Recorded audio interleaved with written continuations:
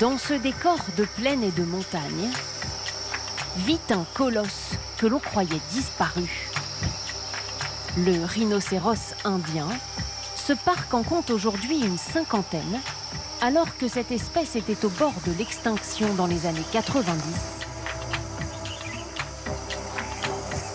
Ce groupe d'amis s'est levé aux aurores, dans l'espoir de le croiser. Je n'ai encore jamais vu de rhinocéros. Là où je vis, il n'y en a pas. C'est pour ça que je viens ici. À bord de cette Jeep, il sillonne le parc, aux aguets, quand soudain... Oh, regarde là, par ici.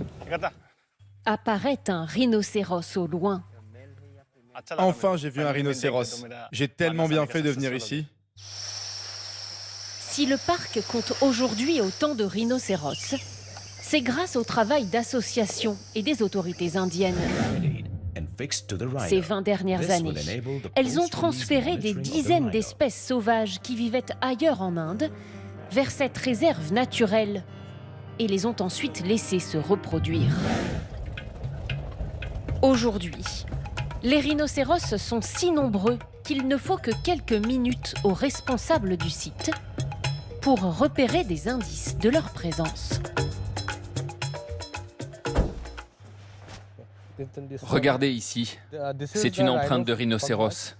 Il y en a un dans le coin et il a l'air très très gros.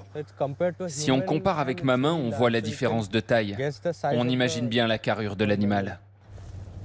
Dans ces 39 000 hectares de parc, cet homme est l'un des seuls autorisés à se déplacer à pied. Mais parce que le rhinocéros est dangereux, il faut garder ses distances. Il y a 2 rhinocéros devant nous. Ils ont été réintroduits en 2019. À gauche, c'est un mâle. À droite, c'est une femelle. Il ne faut pas qu'on se rapproche car on ne peut pas prédire leur comportement.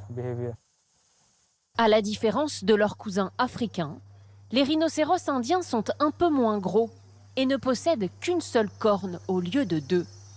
Mais ils ont un point commun, ils passent leur temps à manger.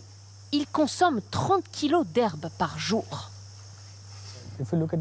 Quand on voit leur taille, on comprend qu'ils ont besoin de beaucoup de nourriture. Ils consacrent le plus clair de leur temps à manger. Pour dissuader les braconniers, principaux responsables de la disparition de l'espèce, les autorités indiennes ont décidé de les employer comme gardes forestiers. C'est le cas de cet ancien chasseur qui a perdu son bras dans une attaque d'éléphant, ou de celui-ci qui dit avoir pris conscience du mal qu'il faisait à la nature dans le passé. Maintenant, je n'aime plus chasser. Et quand je vois toute la nature autour de nous, je me dis que c'est vraiment beau. Quand on patrouille au milieu de toute cette vie sauvage, c'est envoûtant. Alors qu'il n'était plus que 200 au début du siècle à travers toute l'Inde, le pays dénombre aujourd'hui près de 3000 rhinocéros unicornes.